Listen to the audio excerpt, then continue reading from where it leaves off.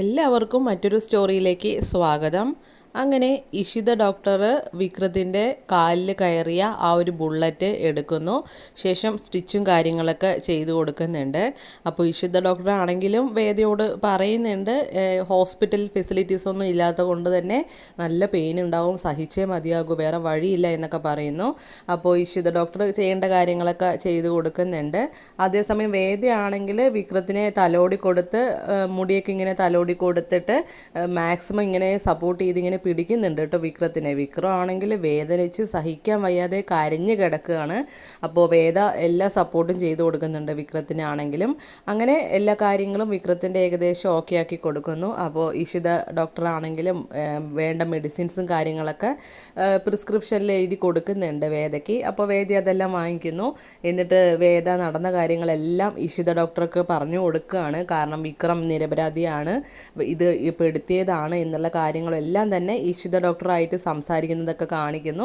ഒരു flash back പോലെ നടന്ന സംഭവങ്ങളെല്ലാം കാണിക്കുന്നുണ്ട്. അപ്പോൾ വിക്രം ആ സമയം അവിടെ കിടക്കുകയായിരിക്കും, അങ്ങനെ ഒരു മയക്കത്തിലായിരിക്കും.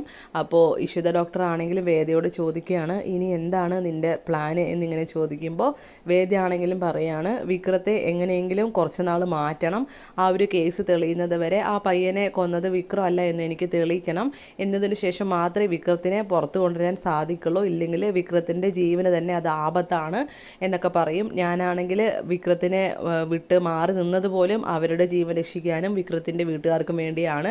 അപ്പോൾ അതെല്ലാം ഞാൻ ചെയ്തിട്ട് ഇങ്ങനെയൊക്കെ സംഭവിച്ചതിലാണ് എനിക്ക് തീരെ സഹിക്കാൻ പറ്റാത്തത്.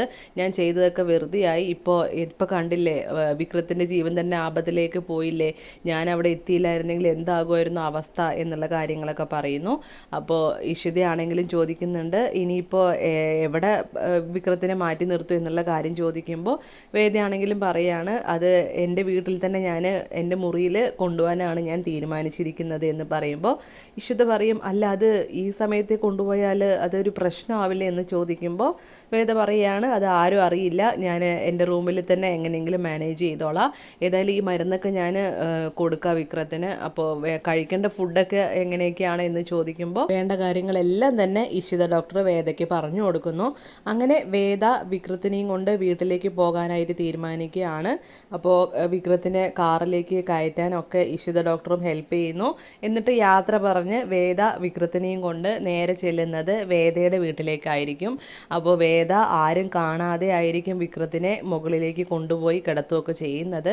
അങ്ങനെ വിക്രത്തെ കിടത്തുന്നു വേദ. എന്നിട്ട് അടുക്കളയിൽ ചെന്നിട്ട് എന്തെങ്കിലും കഴിക്കാനുള്ള കാര്യങ്ങളൊക്കെ നോക്കുകയാണ് വിക്രത്തിന് വേണ്ടിയിട്ട്.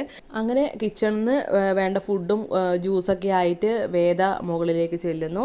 വിക്രത്തിനെ കൊണ്ട് കുടിപ്പിക്കുന്നൊക്കെ ഉണ്ട്. അപ്പോൾ വിക്രം ആണെങ്കിലും ഇങ്ങനെ നോക്കുന്നുണ്ട് കേട്ടോ വേദയെ. കാരണം അത്രയ്ക്കും കെയറിങ് ആണ് വേദ വിക്രത്തിന് വേണ്ടി ചെയ്തു കൊടുത്തത്. കാരണം തൻ്റെ ജീവൻ രക്ഷിക്കാൻ തന്നെ കാരണമായത് വേദയാണ് എന്നുള്ള ആ ഒരു കാര്യങ്ങളൊക്കെ വിക്രം ഇങ്ങനെ മനസ്സിൽ ഓർക്കുന്നുണ്ട്. എന്നിട്ട് വേദയാണെങ്കിലും ജ്യൂസൊക്കെ കൊടുത്ത് അവിടെ ഉണ്ടായിരുന്ന തോർത്ത് കൊണ്ട് ഇങ്ങനെ വായൊക്കെ ഇങ്ങനെ തുടച്ചു കൊടുക്കുന്നൊക്കെ ഉണ്ടാകും. അപ്പോൾ അതെല്ലാം ഇങ്ങനെ വിക്രം വേദയുടെ കണ്ണിലേക്ക് ഇങ്ങനെ നോക്കി നിന്ന് ഇങ്ങനെ ചെയ്യുന്നതൊക്കെ ഇങ്ങനെ നോക്കുന്നുണ്ട്. വിക്രത്തിനാണെങ്കിൽ അത്യാവശ്യം നല്ല പോലെ പെയിൻ ഉണ്ടാവും, കാരണം സ്റ്റിച്ചൊക്കെ ഇട്ടിരിക്കുകയല്ലേ, അപ്പോൾ അതിൻ്റെ ഒരു പെയിൻ നന്നായിട്ടുണ്ടാവും. വേദയായിരിക്കും സഹായിക്കുന്നത്. അപ്പോൾ വിക്രത്തിനാണെങ്കിലും വാഷ്റൂമിൽ പോകാനാണെങ്കിൽ പോലും വേദയാണ് ഇങ്ങനെ തോളിലേറ്റി ഇങ്ങനെ കൊണ്ടുപോകുന്നത്. അതുപോലെ തന്നെ വാഷ്റൂമിലൊക്കെ പോയി വന്നു കഴിഞ്ഞതിന് ശേഷം വിക്രത്തിൻ്റെ ഡ്രസ്സും കാര്യങ്ങളൊക്കെ മേലൊക്കെ ഒന്ന് തുടച്ച് കൊടുത്ത് കാലൊക്കെ ഒന്ന് ഇങ്ങനെ ചൂടുവെള്ളത്തിൽ മുക്കി തോർത്തുകൊണ്ട് തുടച്ച് നല്ല വൃത്തിയാക്കി കൊടുത്തതിന് ശേഷം ഡ്രസ്സും കാര്യങ്ങളൊക്കെ ചേഞ്ച് ചെയ്ത് കൊടുക്കുന്നത് വേദ തന്നെ ആയിരിക്കും. അപ്പോൾ അതിനുശേഷം വിക്രത്തിനോട് വേദ ചോദിക്കുന്നുണ്ട്, ഇപ്പോൾ ഇത്തിരി പെയിന് കുറവുണ്ടോ എന്ന് ചോദിക്കുമ്പോൾ ഇല്ല, എനിക്ക് നല്ലപോലെ പെയിൻ ഉണ്ട്. അപ്പോൾ വേദയാണെങ്കിലും പറയും, ഈ മെഡിസിൻസ് കഴിച്ചാൽ മതി, നല്ലപോലെ വേദനയൊക്കെ കുറഞ്ഞോളും, അത്രയ്ക്കും ബ്ലീഡിങ് ഉണ്ടായിരുന്നു, അപ്പോൾ അതിൻ്റേതായിട്ടുള്ള ബുദ്ധിമുട്ട് എന്തായാലും ഉണ്ടാവും, അത്രയ്ക്കും ബ്ലീഡിങ് ആയിരുന്നു. അങ്ങനെ ഈ കാര്യങ്ങളൊക്കെ ഇങ്ങനെ പറഞ്ഞുകൊണ്ടിരിക്കുകയാണെങ്കിലും വിക്രത്തിൻ്റെ മനസ്സിൽ വേറൊരു കാര്യമായിരിക്കും. വേദയോടായിട്ട് വിക്രം പറയാണ്, വേദേ ഞാനല്ല അത് ചെയ്തത് എന്ന് പറയുമ്പോൾ എനിക്കറിയാം വിക്രം അത് പറയേണ്ട ചെയ്യേണ്ട ആവശ്യമില്ല, വിക്രം അത് ചെയ്യില്ല എന്ന് എനിക്കറിയാം, എല്ലാ കാര്യങ്ങളും ഞാൻ അറിഞ്ഞു എന്ന് പറയുന്നു. അപ്പോൾ വിക്രം ആണെങ്കിലും പറയുകയാണ് കൂടെ നിന്ന് ചതിക്കുകയായിരുന്നു അവൻ എന്ന് പറഞ്ഞ്, പുളിക്കലാണ് എല്ലാം ചെയ്തത്, അവനാണ് വിക്രമാണെന്ന് പറഞ്ഞ് വരുത്തി തീർത്തത് എന്നുള്ള കാര്യങ്ങളൊക്കെ പറയുന്നു. അപ്പോൾ വേദയ്ക്ക് ഓൾറെഡി അതൊക്കെ അറിയുന്ന കാര്യങ്ങളാണ്, എന്നാലും വിക്രം പറയുമ്പോൾ അതിങ്ങനെ കേട്ടിരിക്കുന്നുണ്ട്. അപ്പോൾ വേദയാണെങ്കിലും പറയുകയാണ് ഇനി ഒരുപാട് സംസാരിച്ച് വെറുതെ സ്ട്രെസ് എടുക്കണ്ട, നല്ലപോലെ ഒരുപാട് വേദനയൊക്കെ അനുഭവിച്ചതല്ലേ, ഇനി ഒരുപാട് സ്ട്രെസ് കൊടുത്ത് പ്രശ്നമാവും, അതുകൊണ്ട് വിക്രം എന്തായാലും റെസ്റ്റ് എടുക്കൂ, ഞാനൊന്ന് പോയിട്ട് ഒന്ന് ഡ്രസ്സൊക്കെ ചേഞ്ച് ചെയ്തിട്ട് വരാം എന്ന് പറഞ്ഞ് റൂമിൻ്റെ ഡോറ് നല്ലപോലെ ലോക്ക് ചെയ്തു എന്ന് ഉറപ്പ് വരുത്തിയ ശേഷം ഡ്രസ്സൊക്കെ എടുത്തിട്ട് വാഷ്റൂമിലേക്ക് പോകുകയാണ് വേദ. അപ്പോൾ വിക്രം ആണെങ്കിൽ നടന്ന കാര്യങ്ങളൊക്കെ ഇങ്ങനെ എല്ലാം ആലോചിക്കുന്നുണ്ട്. കാരണം വേദ അത്രയ്ക്കും ആ സമയത്ത് തന്നെ തനിക്കൊരു ആപത്ത് വന്നപ്പോൾ ഓടിയെത്തി എന്നുള്ള കാര്യങ്ങളും എല്ലാം ഇങ്ങനെ വേദയുടെ കെയറിങ്ങും എല്ലാം ഇങ്ങനെ വിക്രം ഓർക്കുന്ന ആ ഒരു സന്ദർഭമൊക്കെ കാണിക്കുന്നുണ്ട്. അപ്പോൾ വിക്രത്തിൻ്റെ മനസ്സിൽ അത്രയ്ക്കും വേദയോടുള്ള ആ ഒരു ആത്മബന്ധം കൂടി വരികയാണ്. അപ്പോൾ അങ്ങനെ ആലോചിച്ചുകൊണ്ടിരിക്കുന്ന സമയത്ത് വേദ ഡ്രസ്സെല്ലാം ചേഞ്ച് ചെയ്ത് ഇങ്ങനെ വരുന്നു. അപ്പോൾ വിക്രത്തിനോടായിട്ട് ചോദിക്കുകയാണ്, എന്താണ് ഭയങ്കര ആലോചനയാണല്ലോ എന്നിങ്ങനെ പറയുമ്പോൾ വിക്രം ആണെങ്കിലും പറയുന്നുണ്ട്, എങ്ങനെ ആലോചിക്കാതിരിക്കും, നീ വന്നില്ലായിരുന്നെങ്കിൽ എൻ്റെ അവസ്ഥ എന്തായിരിക്കും എന്ന് ഞാൻ ആലോചിക്കുകയായിരുന്നു, വാസവൻ്റെ വെടിയേറ്റ് മരിക്കേണ്ട ആളായിരുന്നു ഞാൻ എന്നൊക്കെ പറയുന്നു. അപ്പോൾ വേദയാണെങ്കിലും പറയുകയാണ് അതൊക്കെ കഴിഞ്ഞ കാര്യമല്ലേ, എന്തായാലും ഞാൻ ആ സമയത്ത് അവിടെ എത്തിയില്ലേ, ഇനിയിപ്പോൾ വിക്രം അതൊന്നും ഓർത്ത് വെറുതെ ഇനിയിപ്പോൾ മനസ്സ് വിഷമിപ്പിക്കേണ്ട, നമുക്ക് ഇനി എന്ത് ചെയ്യണം എന്നുള്ള കാര്യങ്ങൾ ആലോചിച്ചാൽ മതി, എത്രയും പെട്ടെന്ന് ഈ കേസ് എനിക്ക് തെളിയിക്കണം എന്നൊക്കെ ഇങ്ങനെ പറയുന്നു. ഈ സമയം വിക്രം പറയാണ്, വേദേ ഞാനൊരു കാര്യം ചോദിച്ചോട്ടെ. ചോദിച്ചോളെ, എന്താണ് വിക്രം എന്നിങ്ങനെ പറയുമ്പോൾ, ശരിക്കും എന്താണ് എന്നോടുള്ള പ്രശ്നം, എന്നെ ശരിക്കും നീ എന്തിനാണ് അവോയ്ഡ് ചെയ്തത് വേദേ, എന്നോട് ഇത്രയൊക്കെ സ്നേഹം ഉണ്ടായിട്ടും എന്തുകൊണ്ടാണ് അന്ന് അങ്ങനെയൊക്കെ സംസാരിച്ചത്, ആരുടെയെങ്കിലും ഭീഷണിയുടെ പുറത്താണോ നീ ഇങ്ങനെയൊക്കെ ചെയ്തത്, കാരണം എന്നോട് അത്രയ്ക്കും സ്നേഹമുള്ളത് കൊണ്ടല്ലേ നീ എൻ്റെ ജീവൻ രക്ഷിച്ചത്.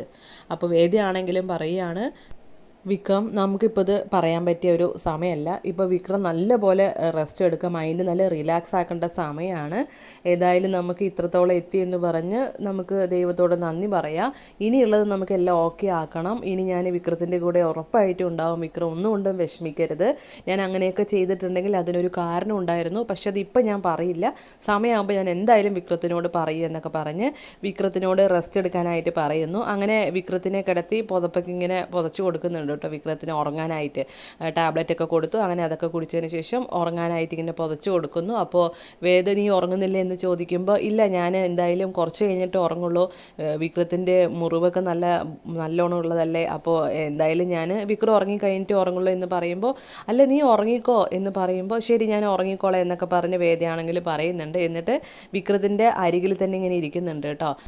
വിക്രം ആണെങ്കിൽ ആ ഒരു മെഡിസിൻ്റെ അതുകൊണ്ടും അതുപോലെ തന്നെ ഭയങ്കര ഒരു ക്ഷീണം കാരണം വിക്രം ഉറങ്ങുന്നുണ്ട്. വേദയാണെങ്കിലും അടുത്തിങ്ങനെ ഇരിക്കുന്നുണ്ട് വിക്രത്തിനെ ഇങ്ങനെ നോക്കിയിട്ട്. അപ്പോൾ വേദയും അറിയാതെ കിടന്ന് ഉറങ്ങി പോവുകയാണ് ചെയ്യുന്നത്. അപ്പോൾ വിക്രത്തിൻ്റെ കൂടെ തന്നെ ആയിരിക്കും വേദയും കിടന്ന് ഉറങ്ങുന്നത്. അങ്ങനെ അവർ രണ്ടുപേരും കൂടി ഇങ്ങനെ കിടക്കുന്ന കാണിക്കുന്നു. നല്ലൊരു മ്യൂസിക്കൊക്കെ ഇടുന്നുണ്ട് ബാക്ക്ഗ്രൗണ്ടിൽ. അങ്ങനെ അവർ ഉറങ്ങുന്നതിന് ശേഷം പിന്നെ വിക്രം ഇങ്ങനെ ഒന്ന് ഞെട്ടി ഉണരുമ്പോൾ വേദ തൊട്ടടുത്ത് ഇങ്ങനെ കിടക്കുന്നുണ്ടാവും. അപ്പോൾ വേദയെ നോക്കി ഇങ്ങനെ വിക്രം ഇങ്ങനെ നോക്കി വളരെ ഒരു ചിരിയോടുകൂടി ഇങ്ങനെ വേദയെ നോക്കി ഇങ്ങനെ സന്തോഷത്തിൽ വിക്രം ഇങ്ങനെ നോക്കുന്നത് കാണിച്ചുകൊണ്ടാണ് ഇന്നത്തെ സ്റ്റോറി അവസാനിക്കുന്നത്.